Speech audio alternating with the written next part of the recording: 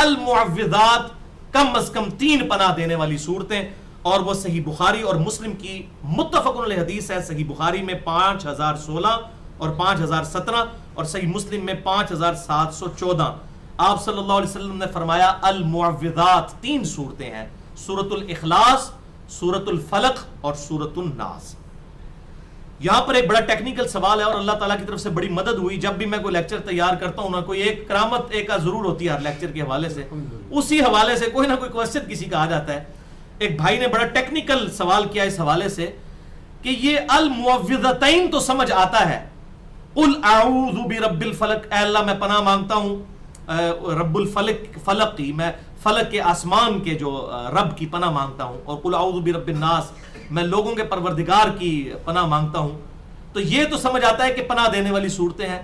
سورہ اخلاص میں تو اعوذ کا لفظ ہی کوئی نہیں ہے، قل هو اللہ احد اللہ الصمد لم یلد ولم یولد ولم یکن له کفوا احد. تو وہ کیسے جو ہے وہ المعوذات میں پناہ دینے والی صورتوں میں پہلے نمبر پر شامل ہے؟ تو بھائیو اس حوالے سے یہ بات سمجھ لیں. سورۃ الزخرف کی آیت نمبر ہے 36. اعوذ باللہ من الشیطان الرجیم بسم اللہ الرحمن الرحیم. وَمَن يَعْشُ عَنْ ذِكْرِ الرَّحْمَانِ، اور جو کوئی جان بوجھ کر رحمان کے ذکر سے روح گردانی کرے، اندھا بن جائے، نُقَيِّضْ لَهُ شَيْطَانًا، تو ہم اس پر شیطان مسلط کر دیتے ہیں، فَهُوَ لَهُ قَرِينٌ، تو وہ اس کا قریبی ساتھی بن جاتا ہے. توبہ توبہ. یعنی جو رحمان کے ذکر سے اندھا ہو جائے، غافل ہو جائے، اللہ تعالیٰ فرماتا ہے ہم اس پر شیطان مسلط کر دیتے ہیں. یعنی شیطان مسلط ہونے دیتے ہیں، یہ اپروپریٹ ٹرانسلیشن بنے گی، کیونکہ اللہ کے ذکر سے ہی بچا جا سکتا ہے شیطان سے. یہ تو نہیں کہ اللہ تعالیٰ کوئی معاذ اللہ کسی کے ساتھ ظلم کرتا ہے، نہیں، ایسا نہیں ہے. جب ذکر کریں گے تو شیطان سے محفوظ رہیں گے، جیسے ہی ذکر چھوڑیں گے شیطان کا حملہ ہو جائے گا. یہ تو ویکسینیشن ہے، ایک پروٹیکشن شیلڈ ہے اللہ کا ذکر. اور وہی حدیث ہے، آپ سمجھ لیجئے، اس سے آپ کو سمجھ آئے گا کہ سب سے بڑا اللہ کا ذکر تو سورۃ الاخلاص ہے، ٹچ سٹون آف تھیالوجی، توحید کا کی کسوٹی ٹچ سٹون ہے سورۃ الاخلاص. قل هو اللہ احد، اے محبوب فرما دیجئے کہ وہ اللہ ایک یکتا ہے، اللہ الصمد، اللہ بے نیاز ہے، لم یلد ولم یولد، نہ اس نے کسی کو جنا نہ وہ کسی سے جنا گیا، ولم یکن لہ کفوا احد، اور اس کے پائے کا کوئی ایک بھی نہیں ہے. یہ سب سے بڑا ذکر ہے، توحید کا اعلان. یہ پوری کائنات توحید کے لیے بنائی گئی، تو یہ سب سے بڑا ذکر ہے. تو یہ کیسے ہو گیا کہ یہ پناہ دینے والی صورت ہو گئی سورۃ الاخلاص؟ کیونکہ ظاہر ہے کہ جب اللہ کا ذکر کریں گے تو شیطان دور ہوگا. اور اس کے حوالے سے یہ 2 حدیثیں سن لیں جس سے آپ کو سمجھ آئے گی المعوذات میں کیوں سورۃ الاخلاص پہلے نمبر پر ہے.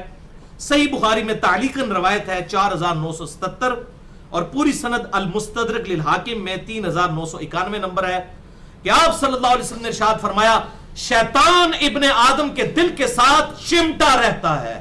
ذرا الفاظ سنیں، شیطان ابن آدم کے دل کے ساتھ چمٹا رہتا ہے، جب وہ اللہ کا ذکر کرتا ہے تو وہ پیچھے ہٹ جاتا ہے،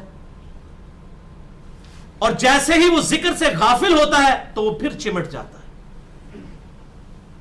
جو دم غافل سو دم کافر، یہ وہ چیز ہے. دیکھیں جب ذکر کرتے ہیں شیطان پیچھے ہٹ جاتا ہے، اور جیسے ہی ذکر سے غفلت اختیار کرتے ہیں تو وہ اپنی تھوتنی اس میں داخل کر دیتے ہیں. تو سورۃ الاخلاص جب پڑھیں گے تو شیطان دور ہوگا کہ نہیں؟ تو یہ پناہ دینے والی صورت ہوئی کہ نہ ہوئی؟ تو المعوذات میں اس لیے پہلے نمبر پر ہے، اگرچہ اس میں اعوذ کا لفظ نہیں، لیکن یہ اللہ کا سب سے بڑا ذکر ہے. اور دوسری حدیث جامعہ ترمذی میں 2863 ہے کہ سیدنا یحییٰ ابن زکریا علیہ السلام علی نبینا علیہ الصلوۃ والسلام کی طرف اللہ نے وحی کی. یہ حدیث قدسی ہے کہ بنی اسرائیل کو یہ بتا دو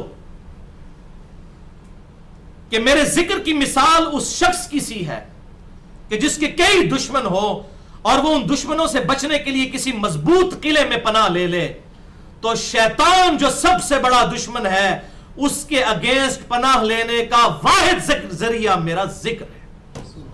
ذکر جو ہے اس کے ذریعے آپ اللہ کی پناہ حاصل کر سکتے. تو حدیث یاد کر لیں جو میں نے جس سے لیکچر کا آغاز کیا تھا، جو ہمارے بلو کارڈ اور گرین کارڈ پہ بھی ہے، بخاری اور مسلم کی متفق علیہ حدیث کہ آپ صلی اللہ علیہ وسلم نے فرمایا جو اللہ کا ذکر کرتا ہے وہ زندہ کی مثل ہے، اور جو اللہ کا ذکر نہیں کرتا وہ مردہ کی مثل ہے. اللہ والعیاذ باللہ تعالی. اب آ جائیے ان صورتوں کے حوالے سے فضیلت کے اعتبار سے 10ویں سورت سورۃ الاخلاص، سورت نمبر 112، بخاری اور مسلم کی متفق علیہ حدیث ہے، صحیح بخاری میں 7374، صحیح مسلم میں 1886۔ آپ صلی اللہ علیہ وسلم نے فرمایا کیا تم میں سے کوئی شخص یہ استطاعت رکھتا ہے کہ رات کے وقت میں 1/3 قرآن پڑھ لے، 1/3 آف قرآن؟ تو صحابہ نے کہا یہ کیسے ہو سکتا ہے؟ تو آپ صلی اللہ علیہ وسلم نے فرمایا سورۃ الاخلاص 1/3 قرآن کے برابر ہے، 1/3 آف قرآن۔ اور اس کی ایکسپلینیشن ثواب کے اعتبار سے تو ہے، ویسے بھی ٹیکنیکلی بھی آپ دیکھیں کہ قرآن حکیم میں مینلی بیان کیا ہوا ہے؟ عقیدہ توحید، 1/3 آیات میں تقریباً عقیدہ توحید بیان ہوا ہے، اور اسی طریقے سے 1/3 آیات کے اندر اللہ تعالیٰ نے فکر آخرت کے حوالے سے بیان کیا ہے، اور 1/3 آیات میں تقریباً احکام شریعت کے آئے ہیں، تو اس لحاظ سے بھی یہ 1/3 ہے عقیدہ توحید کے حوالے سے بھی۔ ایک اور حدیث ہے صحیح بخاری میں 7375، صحیح مسلم میں 1890، کہ آپ صلی اللہ علیہ وسلم نے ایک شخص کو ایک لشکر کا امیر بنایا، تو وہ جب بھی ان کو نماز پڑھاتا اپنے ساتھیوں کو، تو وہ شخص ہر قرات کا اینڈ جو ہے وہ سورۃ الاخلاص پہ کرتا، یعنی کوئی سورت پڑھی پھر اینڈ پہ پڑھا قل هو اللہ احد اللہ الصمد لم یلد ولم یولد ولم یکن لہ کفوا احد۔ اب صحابہ نے آ کر حضور کو شکایت کی کہ یہ بار بار یہ سورت پڑھتا ہے، یہ سورت کیوں بار بار پڑھتا ہے؟ باقی سورت پڑھ جو لی، یہ کیوں پڑھتا ہے؟ تو آپ صلی اللہ علیہ وسلم نے فرمایا کہ اس سے پوچھو کہ یہ کیوں پڑھتا ہے۔ اللہ اکبر۔ تو اس نے کہا کہ میں اس لیے یہ سورت کو پڑھنا محبوب رکھتا ہوں کہ اس میں میرے رب کی رحمان کی صفت کا بیان ہے۔ تو آپ صلی اللہ علیہ وسلم نے فرمایا اسے کہہ دو کہ پھر رحمان اور اللہ بھی اس سے محبت کرتا ہے جو سورہ الاخلاص سے محبت کرتا ہے۔ الحمدللہ۔ تو اپنی عادت بنائیں کہ سورۃ الاخلاص کو زیادہ سے زیادہ پڑھا کریں۔ الحمدللہ ہم تو جاری نمازوں میں باقی صورتوں کے ساتھ اس کو بھی بسا اوقات ملاتے ہیں تاکہ یہ ثواب بھی ملے۔ صحیح بخاری میں 774 نمبر حدیث ہے ایک اور، کہ آپ صلی اللہ علیہ وسلم سے ایک شخص نے عرض کیا اللہ کے رسول صلی اللہ علیہ وسلم میں سورہ اخلاص سے محبت کرتا ہوں۔ تو آپ صلی اللہ علیہ وسلم نے فرمایا کہ تجھے یہ محبت جنت میں لے جائے گی انشاءاللہ۔ یہ محبت یہ نہیں ہے کہ صرف سورہ اخلاص پڑھ لینا، سورہ اخلاص کے اندر توحید کا بیان ہے۔ یہ تو نہیں ہے کہ آپ سورہ اخلاص میں توحید کا بیان کر رہے ہوں اور بعد میں آپ جو ہے وہ ایسے عقیدے اڈاپٹ کر لیں جو توحید کے منافی ہوں۔ اس میں تو ایک اللہ سے ہونے کا یقین پیدا کیا ہے، اس کے بعد کوئی دیوی دیوتاؤں سے یا بزرگوں سے ان لوگوں سے اپنے عقیدے وابستہ کرتے تو اس کے سورہ اخلاص پڑھنے کا کوئی فائدہ نہیں۔ وہ تو اسی طریقے سے ہے جیسا کہ قادیانی قرآن پڑھتا رہے، جب تک ختم نبوت کا عقیدہ اس کا کلیئر نہیں ہے اس وقت تک اس کا ما کان محمد ابا احد من رجالکم ولکن رسول اللہ و خاتم النبیین چاہے وہ 1000 دفعہ پڑھتا رہے، جب تک وہ اس کے اندر جو کیڑا گھس گیا ہے وہ امتی نبی اور حقیقی نبی کے حوالے سے، وہ جب تک کیڑا نہیں نکلے گا اس وقت تک اس کے لیے آیات فائدہ مند ہی نہیں ہوگی۔ اسی طریقے سے سورۃ الاخلاص بھی اسی کے لیے فائدہ مند ہے جو توحید کا عقیدہ صحیح رکھے۔ اور اس پہ میری گفتگو ہے مسئلہ نمبر 3 دعا صرف اللہ ہی سے، اور اسی کی ایکسٹینشن ہے مسئلہ نمبر 43 وسیلہ اور توسل کے صحیح احکام و مسائل۔ ایک اور حدیث ہے جامعہ ترمذی میں 2897، سنن نسائی میں 995 نمبر، المستدرک للحاکم میں موجود ہے، اور امام ذہبی نے بھی موافقت کی ہے کہ آپ صلی اللہ علیہ وسلم نے ایک شخص کو سنا کہ وہ سورۃ الاخلاص پڑھ رہا تھا، قل هو اللہ احد اللہ الصمد لم یلد ولم یولد ولم یکن لہ کفوا احد۔